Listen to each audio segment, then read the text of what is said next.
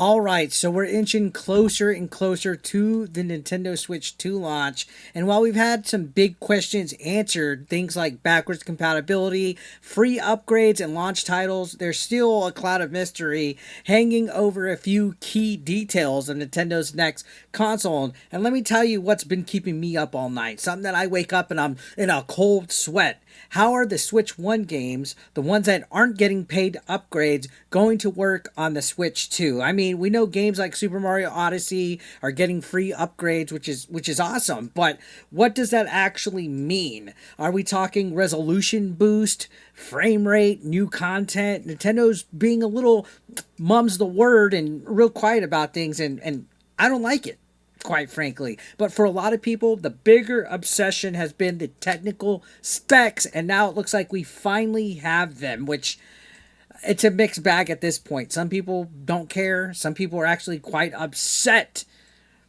A new leak just dropped, guys. As always, this is courtesy of Digital Foundry, and it was picked up by My Nintendo News that supposedly lays out the full hardware details for the Nintendo Switch 2. And again, like I said, naturally, the internet has exploded. You have fans that are raging, haters that are dunking and dabbing and dipping on them haters, and the usual suspects that are out there crawling out of their Reddit caves to either cry about how underpowered it is or screaming to the void that this leak must be fake. Now, it's no secret, Nintendo usually is a step or two behind each console generation. They usually do the little, I guess, purposely have their consoles underpowered so that it's more affordable and things of that nature. But I'm not going to lie, coming out of the woodwork, I was hoping the Switch 2 would be something that they would just go balls to the wall, make it comparable to the Series X or the PS5.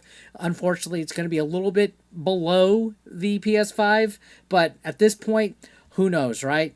I've spoken to a few people who are kind of in the know, and off the record, they're saying the stuff in the leaks checks out. So I believe it. Now, I'm not going to throw buzzwords out here like GPU clocks and all this other stuff that you hear like I'm some kind of technical whiz, right? Most people reading these leaks, myself included, have absolutely no idea what any of this actually means. But it's fun. It's fun to talk about it and speculate, right? Especially on X. So here's what matters, right? The Switch 2 is a massive upgrade from the original Switch. So that's no surprise, right? Whether you're looking at available CPU cores or system RAM or whatever, it's all been upgraded up the top. But no, it's not going to match a PS5 or a Series X. And honestly, if the games work fine, if they're good, we get third-party games the same time the other consoles do, who cares, right? The GameCube was underpowered, and I think that was a great console. Specs are not the whole story, although, again, like I said, I'd be lying if I said I didn't want it to be overpowered. But judging from what we've seen with the Switch 2 games right now, like Mario Kart World and a few other games, we're going to be fine, right?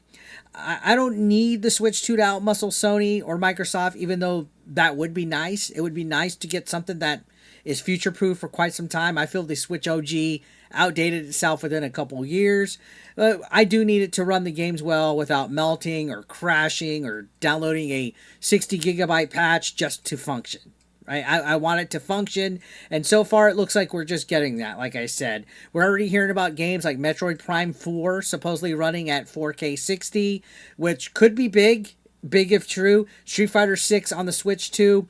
Rumor has it that it actually looks better than the Series S version, which is wild, and it says a lot about how much Nintendo and Nvidia are squeezing out of this console. It's the DLSS and all those other buzzwords. I don't know, modern rendering, HDR, VRR. Yeah, you guys are tech whizzes. You probably could correct me on all this stuff. I just know what I can see with my eyes, right? And yeah, you can't line up the numbers of the specs. You can't put like a tail of tape next to the PS4 or the Xbox One and expect it to make sense, right? Those systems are built differently than the Switch 2. So the Switch 2 is running newer architecture, right? So of course it's going to be better than those. It's optimized. It's also portable. You got to factor in the handheld aspect of it because that's the whole point, right? That's what makes it a Switch. The hybrid portable console to dock model, right? If you're stuck comparing teraflops like their Pokemon stats, essentially, you're missing the bigger picture, all right? So do you want to know what made, I don't know, GameCube, PS2, Xbox memorable consoles? Well, it wasn't the specs of it. I mean, in fact, the PS2 is weaker than the Xbox OG. Believe it or not, it was the games. The PS2 had fantastic games. It had experiences that live with you, that resonate you. Remember some of those games that you played at the time? That's what matters, right? So yeah, gamers, we're going to be obsessed with specs. I find myself obsessed with it a lot, right? But it really doesn't matter. In fact, it can be exhausting because great games don't need 18 million shaders or 12 terabytes of bandwidth, and they need good design. And sure, saying that they need smart development, optimization, actual talent, people that know how to write stories and stuff, don't Ubisoft it. Yeah, sure, this might sound like cope.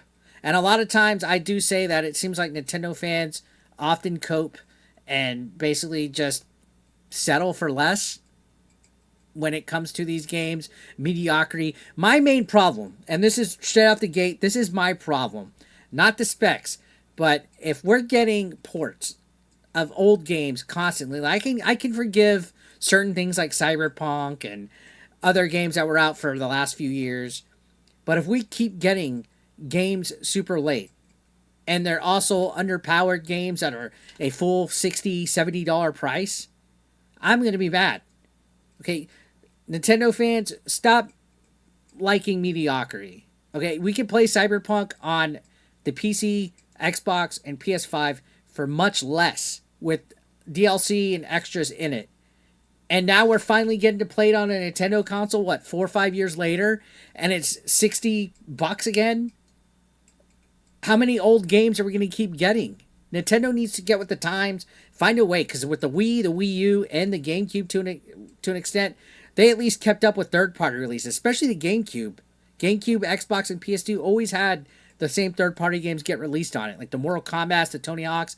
We tried, Wii U, it stopped. Okay, I want Switch 2 to at least get games the same time that the other consoles get games, even if you have to make an inferior Switch 2 version. But don't be with continuing to settle for these old ass games that come out years later when we can play them, right? Cyberpunk, Final Fantasy VII Remake, I played that 4 years ago. Street Fighter 6, what, 1 year, 2 years ago? These leaks, if they are legit, they're kind of impressive because, again, the early third-party support already looks promising. These games are being thrown around, but they're old, okay? There's no excusing that. I want to see newer third-party games come out. So the devs right now seem to be taking the system seriously. They did for the Wii U, it also seems, but then that got dropped. So I hope Nintendo can one day become the default platform for publishers, especially because Xbox is kind of doing its own thing. PlayStation is nickel and diming us with live service games like Marathon. So if Switch 2 becomes the everybody gets this console system again, just like the original Switch was, then I guess it's going to be a great console generation. It would still be nice for the specs to be good, but what are we going to do, right? What are we going to do? It's a portable console that has to have workarounds and stuff like that. So, yeah, we're weeks away.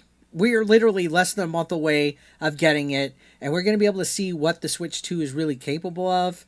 And let me know your thoughts about these specs that have leaked out. Have you taken a look at them through the Digital Foundry leak? Let me know your thoughts in the comment section down below.